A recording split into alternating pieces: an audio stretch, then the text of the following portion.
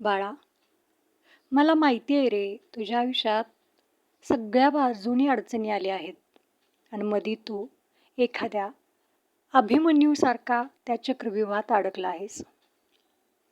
पण तुला असं वाटतंय का रे, की तू त्यातून बाहेर पडणार नाहीस? पडणार आहेस. पण तू जरा मनाशी ठाम ठरव. नेमकं तुला या परिस्थितींमधून, या संकटांमधून बाहेर पडायचं आहे, की आयुष्य कसं जगायचं आणि आयुष्याचा अर्थ काय हे समजून घ्यायचं आहे ते. तू प्रत्येक वेळी मला म्हणतोस की नाही, स्वामी, मी इतकं कष्ट करतो, इतकं सगळ्यांशी चांगलं वागतोय, तरी इतक्या अडचणी, इतक्या समस्या माझ्या पुढे का? पण तुला माहिती आहे का, माझा भक्त होणं हे साधं सोपं नाही.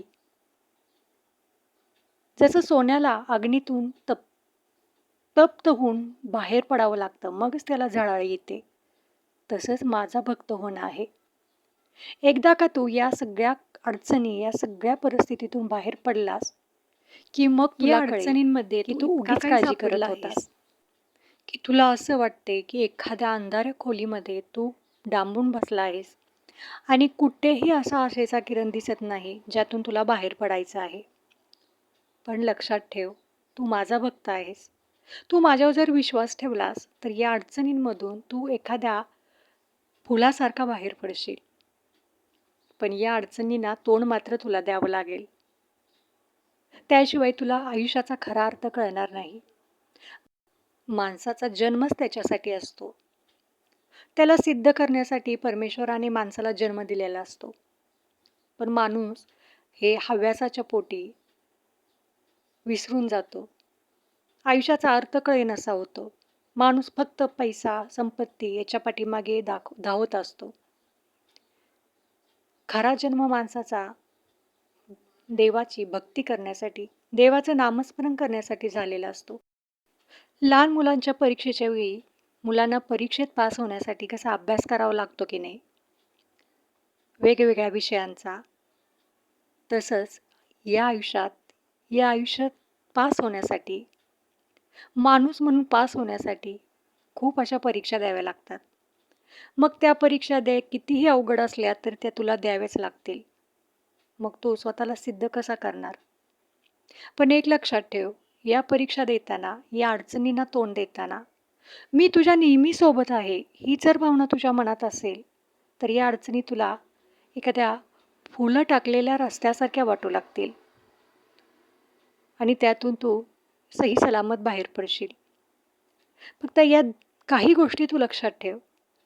जेव्हा तुझ्यावर संकट येईल, जेव्हा तुझ्यावर अडचणी येतील, तेव्हा त्या अडचणी नाहीत, हे स्वामींनी माझ्यासाठी स्वतःला सिद्ध करण्यासाठी दिलेली संधी आहे, असं जर तू मानलंस, असं जर तू समजलंस, तर मात्र तू त्याच्यातून सही सलामत बाहेर पडशील. पण माझ्याच नशिबाला हे का, माझ्याच वाटेला हे का, स्वामी मीच तुम्हाला दिसलो का, असं जर तू बोलत राहिलास, तर मात्र अनेक प्रकारे तू त्याच्यात गुंतत जाशील आणि बाहेर पडण्याऐवजी तू त्यात अडकून बसशील. पण मी तुझ्या सदैव बरोबर आहे, ही भावना तुझ्यासोबत सदैव असेल तर तुझं कल्याण होईल. म्हणून बाळा, हा जन्म सार्थकी लावण्यासाठी कष्ट कर, मेहनत कर. तुझ्यापासून लोकांना त्रास होऊन देऊ नको. स्वतःचं कष्टाने कमवलेलं, मेहनतीनं कमवलेलं हे कधीच वाया जाणार नाही. त्यासाठी लोकांची फसवणूक करायची गरज नाही. तुझं जे काही आहे ते तुझ्या नशिबात येणारच, पण जे तुझं नाही ते त्यासाठी तू कितीही धडपडलास तर ते तुझ्या हाती येणार नाही. कारण देवाने जन्माला घालताना प्रत्येकाला प्रत्येकाच्या वाटेचं दिलेलं असतं. जे आहे ते तुमच्या नशिबात येणारच आणि जे नाही ते तुमच्या नशिबात कितीही प्रयत्न केले तर ते तुम्हाला कधीच मिळणार नाही. हे मात्र लक्षात ठेव. आणि माझं नशीबच फुटकं, माझ्याच वाटेला स्वामीने हे का दिलं, असं न म्हणता प्रत्येक परिस्थितीत धैर्याने आणि सामर्थ्याने उभा राहा. मी तुझ्या नेहमी बरोबर असेन. माझा नामजप करायला विसरू नको आणि लोकांची मदत करायला विसरू नको. माणसाच्या आयुष्यात स्वतःचं असं काहीच नसतं रे. स्वतःचं असतं ते फक्त त्याचं कर्म असतं. माणसाला कर्म करण्याशिवाय त्याच्याकडे पर्याय नसतो. पण ते कोणतं कर्म करायचं हे माणसाच्या हाती असतं. म्हणून बाळा, कर्म चांगलं करत राहा, माझं नामजप करत राहा आणि मी नेहमी तुझ्या पाठीशी आहे हा विश्वास तुझ्या मनात ठेव. मग बघ तुझ्या आयुष्यात किती मोठा चमत्कार घडतोय तो. हा व्हिडिओ तुझ्यापर्यंत पोचला हा काही योगायोग नाही. तुझं नशीब बदलणार आहे. तुझ्या आयुष्यात चांगले दिवस येणार आहेत म्हणून हा व्हिडिओ तुझ्यापर्यंत पोचला आहे.